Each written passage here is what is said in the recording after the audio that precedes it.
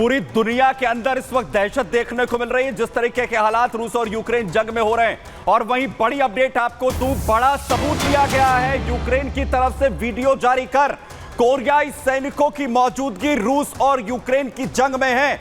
दावा लगातार किया जा रहा था और पहली बार तस्वीरें यहां पर जारी की गई हैं और जिसमें यूक्रेन ये दावा कर रहा है, खुद जेलेंस्की की तरफ से वीडियो पोस्ट कर कहा गया है कि इनके चेहरे तक जलाए जा रहे हैं।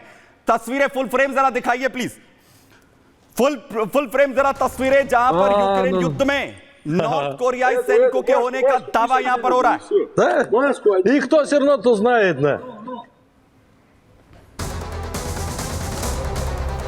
जिसमें यूक्रेन युद्ध में किम जोंग के सैनिक मौजूद हैं। जेलेंस्की लगातार इससे पहले दावा कर रहे थे और अब दूसरी तरफ अब ये जो दावा है ये वीडियो के जरिए यहां पर बताया जा रहा है। बहरहाल अगले जो है मोर्चे की ओर लिए चल रहा हूं, आपको सीरिया का प्लान बताने जा रहा हूं क्योंकि असद अब रिटर्न प्लान इस वक्त सीरिया में कर रहे हैं और जिसके बाद ये कहा जा रहा है कि सीरिया में घमासान मचना पूरी तरीके से तय है क्योंकि जब से असद सीरिया से भागे उसके बाद पहली बार जो उनकी तरफ से बयान यहां पर सामने आया है। सबसे पहले आपको याद होगा कि सीरिया में किस तरीके के हालात जो हैं वो बने, रेबल्स की तरफ से, एचटीएस की तरफ से जबरदस्त बड़े हमले जो है वो सीरिया में किए गए थे। हालात ये हो गए कि बशर अल असद को छोड़कर जाना पड़ा। फुल फ्रेम ये तस्वीरें आपको देखनी चाहिए जब एचटीएस पूरी तरह से हावी सीरिया में हो गई।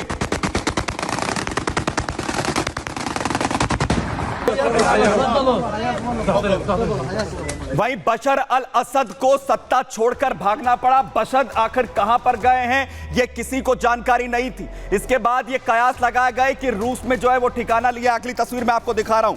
उसके बाद यह कहा गया कि रूस में ठिकाना जो है वो बशर अल असद का है। रूसी आर्मी जो लगातार अपने कदम यहां पर पीछे खींच रही थी। अगली तस्वीर आपको दिखाऊं क्योंकि रूस भी मजबूर हो गया जब उसे असद की सरकार गिरती हुई दिखी तो अपने कदम पीछे यहां पर खींचने पड़े। दमिश्क में भी पूरी तरह से कब्जा यहां पर हुआ और हालात अब बशर अल असद के ये कि असद अपनी चुप्पी अब तोड़ते हुए दिख रहे हैं। अपनी चुप्पी उन्होंने यहां पर तोड़ी और अब बशर अल असद ये कहते हुए नजर आ रहे हैं कि उन्होंने पूरा प्लान यहां पर तैयार किया है कि आखिर कैसे वापसी होगी और उन लोगों को वो सबक सिखाने की बात कहते हुए नजर आ रहे हैं जिन्होंने मजबूर कर दिया बशर अल असद को सीरिया से भागने के लिए। वहीं बशर अल असद की तरफ से क्या कहा गया, सबसे पहले आपको यहां पर बताता हूं क्या बड़ी बातें बशर अल असद की तरफ से अपने बयान में अभी तक यहां पर कही गई हैं क्योंकि पहला स्टेटमेंट उनका यहां पर जरा सामने आया। जरा बशर अल असद की तरफ से क्या कुछ कहा गया वो आपको दिखाता हूं। जरा सीरिया छोड़ने के बाद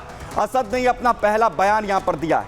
मॉस्को में शरण लेने के 9 दिन के बाद बशर अल असद अपना बयान देते हैं। मेरा सीरिया छोड़ने का कोई इरादा नहीं था, मैं सीरिया से नहीं आना चाहता था। सीरिया में जो हुआ एक आतंकी गतिविधि थी, आतंकियों ने मजबूरी पैदा कर दी सीरिया छोड़ने के लिए और सीरिया छोड़ने का पहले से मेरा कोई फैसला नहीं था, कोई इरादा यहां पर नहीं था।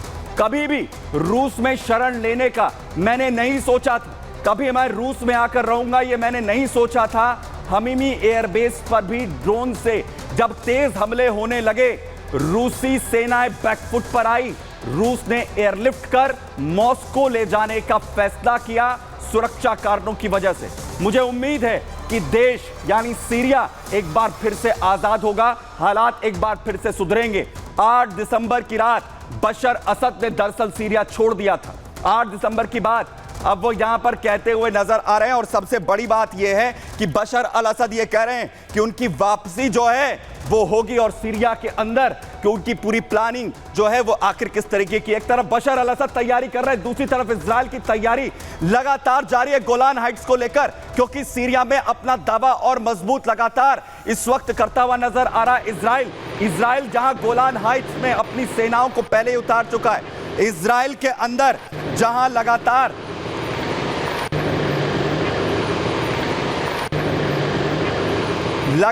जहां पर गोलान हाइट्स को लेकर पूरी प्लानिंग यहां पर तैयार की गई है। सबसे बड़ी बात यह है कि जहां एक तरफ इजराइल की पूरी प्लानिंग है वहीं दूसरी तरफ असद वापसी की बात कर रहे हैं। आखिर सीरिया में क्या होने जा रहा है, लेकिन गोलान प्लान जो तैयार यहां पर किया गया है उसे इजराइल कैबिनेट की तरफ से मंजूरी दी गई है। क्या है नेतन्याहू का गोलान प्लान आपको बताता हूं। दरअसल इजरायली कैबिनेट ने गोलान हाइट्स पर नेतन्याहू के प्लान को मंजूरी दी है। नेतन्याहू के गोलान हाइट्स में बसावट का यह प्लान है जिसे कैबिनेट ने मंजूर किया और इस प्लान के तहत गोलान में जो जनसंख्या है वो बढ़ाने की प्लानिंग इस वक्त इजराइल कर रहा है। $11 बिलियन की रकम खर्च करेगा इजराइल।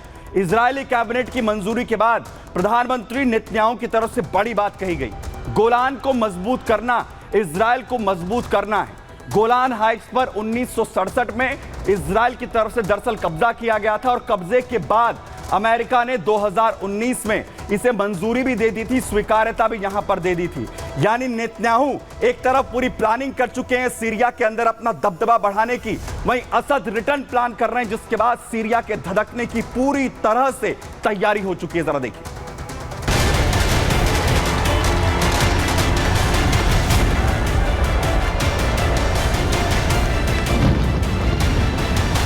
एक बार फिर सीरिया धधकेगा, एक बार फिर सीरिया में मचेगी महातबाही। बशर अल असद ने ऐलान कर दिया है कि वो सीरिया को ऐसे ही नहीं छोड़ने वाले, वो एक बार फिर वापसी करेंगे। जिन लोगों ने उन्हें सीरिया छोड़ने के लिए मजबूर किया, उनसे वो चुन चुन कर बदला लेंगे। सीरिया में विद्रोहियों के कब्जे के बाद और सीरिया छोड़ने के बाद पहली बार बशर अल असद का बयान सामने आया जिसमें उन्होंने सीरिया छोड़ने की वजह बताई है। बशर का साफ कहना है कि वो किसी भी हाल में सीरिया को छोड़ने वाले नहीं थे, लेकिन सुरक्षा कारणों के चलते रूस ने उन्हें वहां से दबाव में निकाल लिया।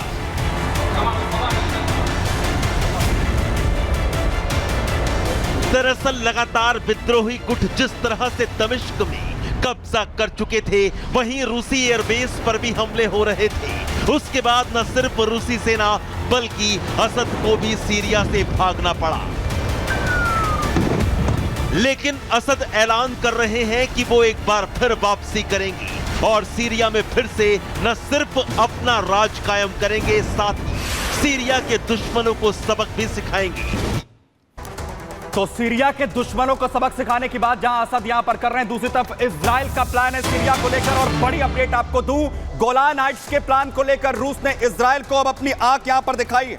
गोलान हाइट्स में इजराइल बर्दाश्त नहीं किया जा सकता है, रूस की तरफ से कहा जा रहा है। दरअसल इजराइल ने गोलान में बसावट का जो प्लान तैयार किया है उसे लेकर रूस अपनी आंखें यहां पर तरेरता दिख रहा है। और इससे पहले यूएई ने भी इजराइल के गोलान हाइट्स के प्लान को लेकर अपनी आंखें तरेरी थी, लेकिन इजराइल पूरी तरह तैयारी इजराइल की सुरक्षा को लेकर करता हुआ नजर आ रहा है। संग्राम